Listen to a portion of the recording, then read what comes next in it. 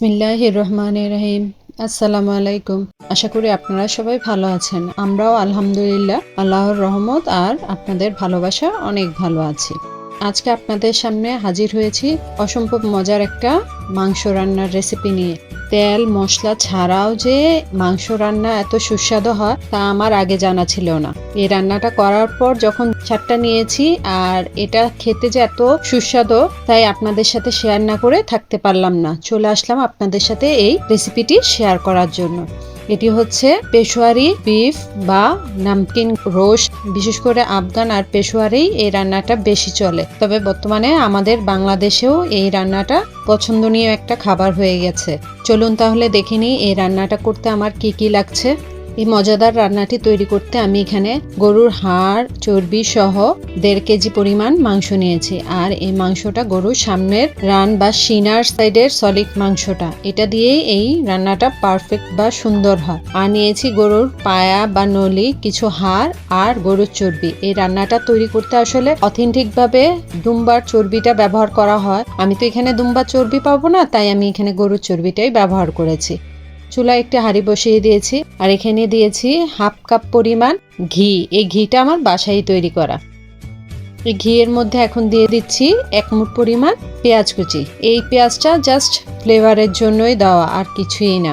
পেঁয়াজটা একটু ঘিয়ের মধ্যে ভেজে এর মধ্যে দিয়ে দিব সামান্য একটু আদা আর রসুন। আমরা যেহেতু বাঙালি, আমরা একটু মশলাই খেতে পছন্দ করি, আর একদম র মাংসের ফ্লেভারটা আমরা পছন্দ করি না। তাই ওই র ফ্লেভারটা দূর করার জন্য আমি একটু আদা আর রসুন ব্যবহার করেছি।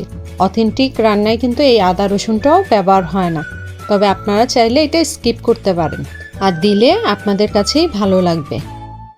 এখন মশলাটা একটু নাড়াচাড়া করে প্রথমে আমি চর্বিগুলো দিচ্ছি, কারণ চর্বি আর এই ঘিয়ের যে মিশ্রণটা তৈরি হবে এটা দিয়ে এই মাংসটা রান্না হবে। এখন দিয়ে দিচ্ছি হাড়গুলো, বড় বড় হাড়গুলো আগে বিছিয়ে দিচ্ছি নিচে।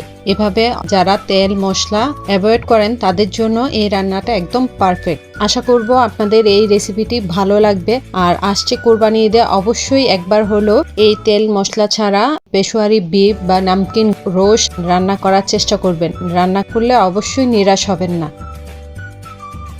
এখন আমি এই ঘিয়ের মধ্যে মাংসটা একটু নাড়াচাড়া করে মাংসের যে র ফ্লেভারটা আছে সেটা একটু দূর করে নিচ্ছি। আপনারা হয়তো ভাবছেন আমি তাহলে চর্বি আর হাড়গুলো কেন নিচে বিছিয়েছি। এটা নাড়াচাড়ার পরে আমি আবার আগের মতো সেট করে দিব। এখন মাংস থেকে যে এক্সেস পানিগুলো আছে সেগুলো ঘিয়ের ভাজার কারণে শুকিয়ে গেছে। এই পর্যায়ে আমি এর উপরে দিয়ে দিব লবণ। লবণটা একটু পরিমাণ বুঝে আপনারা ব্যবহার করবেন। এটা যেহেতু নামকিন রোস্ট হিসেবে পরিচিত, তাই লবণের পরিমাণটা সামান্য একটু বেশি হবে, তবে অতিরিক্ত না। এখন দিয়ে দিচ্ছি 5-6টা মাঝারি সাইজের আলু। যারা আলুটা পছন্দ করেন তারা অবশ্যই এই আলু দেওয়াটা স্কিপ করবেন না। আর পেশোয়ারি বিফ বা নামকিন রোস্টের মধ্যে আলুটা কিন্তু অনেক সুন্দরভাবে সফট হয় আর টেস্টটাও অনেক বেড়ে যায় আলুর কারণে। এখন দিয়ে দিচ্ছি 4-5টি গোটা রসুন। রসুনটা আপনাদের ইচ্ছা মতো আপনারা দিবেন। এখানে দিচ্ছি 4টা পেঁয়াজ। যখন রান্নাটা তৈরি হবে তখন এই মশলা যেটা আস্তা রসুন আস্তা পেঁয়াজ দিয়েছি সেটার স্বাদ অনেক বেড়ে যাবে। দিয়ে দিচ্ছি 4টা টমেটো। এখন দিয়ে দিব 1 মুঠো কাঁচামরিচ। কাঁচামরিচটা আমি ভেঙেও দিই নাই, টুকরো করেও দিই নাই, জাস্ট ফ্লেভারের জন্য দিয়েছি। দিয়ে দিচ্ছি 1 মুঠো আদা কুচি। দিয়ে দিচ্ছি 15-20টার মতো গোলমরিচ, এগুলো জাস্ট ফ্লেভারের জন্যই। আর এখন উপর দিয়ে দিব ফুটন্ত গরম পানি। অবশ্যই পানিটা এমন পর্যায়ে দিবেন যাতে মাংসর গায়ে লেভেল অনুযায়ী লেগে লেগে থাকে। অতিরিক্ত পানি দেওয়া যাবে না, কারণ মাংস থেকেও একটা পানি বের হবে আমি যখন এটা দমে রান্না করব। আর অবশ্যই এই রান্নাটা দমেই রান্না করতে হবে, কারণ এটা খোলা রেখে নাড়াচাড়া করে রান্না করার কোনো ওয়ে নাই। অথেন্টিক স্বাদটা পেতে হলে আমাদের অবশ্যই এটা দম দিয়ে রান্না করতে হবে 2 থেকে 2.5 ঘন্টার জন্য। এখন আমি একটু নাড়াচাড়া করে উপর দিয়ে লেবুর রস দিয়ে দিচ্ছি। এখানে আমি 2টা লেবুর রস দিয়েছি। আর দিয়ে দিচ্ছি 3টা লেবুর স্লাইস। অথেন্টিক পেশোয়ারি বিফ বা নামকিন রোস্টের মধ্যে আসলে কেনুর রসটা ব্যবহার করা হয়। আমি এখানে কেনুর রসের জায়গায় লেবুর রসটা ব্যবহার করেছি। এখন আমি ফয়েল পেপার দিয়ে খুব ভালো করে এই মুখটা সিল করে দিব।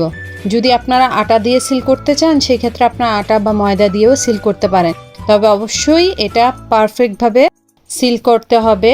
আর উপরে যে লিডের ছিদ্রটা আছে সেটাও বন্ধ করে দিতে হবে। ফিরে আসলাম 2 ঘন্টা পর। এখন আমি এটা চেক করে দেখব আমার এই নামকিন রোস্ট কতটা পারফেক্টভাবে কুক হয়েছে। একটু সাবধানে ফয়েল পেপারটা তুলতে হবে, কারণ ভিতরে ভাপটা আটকিয়ে রয়েছে। দেখুন মাশাল্লাহ অনেক সুন্দর একটা ফ্লেভার বের হয়েছে। আসলে আপনাদেরকে ফ্লেভারটা তো আর অনুভব করাতে পারছি না, আপনারা যদি বাসায় তৈরি করেন তাহলে নিজেরাই এর গন্ধটা পেয়ে যাবেন, আর মৌ মৌ করবে আপনাদের পুরো ঘর এটার ফ্লেভারে। আমি এখন একটা মাংসের টুকরা ছুরি দিয়ে চাপ দিয়ে দেখিয়ে দিচ্ছি কতটা সফট হয়েছে। আসলে অতিরিক্ত গরমের কারণে আমি হাত দিয়ে আপনাদেরকে দেখাচ্ছি না, ছুরি দিয়ে দেখিয়ে দিচ্ছি যে পারফেক্টভাবে কুক হয়েছে এবং পুরাটা গোটা গোটাই রয়েছে, একটা ছিঁড়ে যায়নি বা আলাদা হয়নি। এখন আপনাদেরকে পরিবেশন করে দেখাচ্ছি কতটা সফট হয়েছে। মাশাল্লাহ যতটা সফট হয়েছে ততটাই সুস্বাদু হয়েছে। অসাধারণ এই রান্নাটি, যারা তেল মশলা অ্যাভয়েড করেন তাদের জন্য একদম পারফেক্ট এই একটা রেসিপি। এটা রুটি, পরোটা, সাদা ভাত, পোলাও, খিচুড়ির সাথে পারফেক্ট ভাবে চলে যায়। আর এটা বেশিরভাগ নান রুটি দিয়েই খাওয়া হয়। আর আসছে কোরবানি ঈদে অবশ্যই একবার হলো এই রেসিপিটা তৈরি করে রুটি দিয়ে খাওয়ার জন্য। গ্যারান্টি দিয়ে বলছি আপনাদের কাছে এটা অনেক ভালো লাগবে। আশা করি আপনারাও এই রেসিপি ফলো করে এভাবে রান্না করবেন, আমাদেরকে কমেন্টের মাধ্যমে জানাবেন। আজকে এই পর্যন্তই, দেখা হবে পরবর্তী কোনো রেসিপিতে। সেই পর্যন্ত সবাই ভালো থাকবেন, সুস্থ থাকবেন, আমাদের জন্য দোয়া করবেন। আল্লাহ হাফেজ।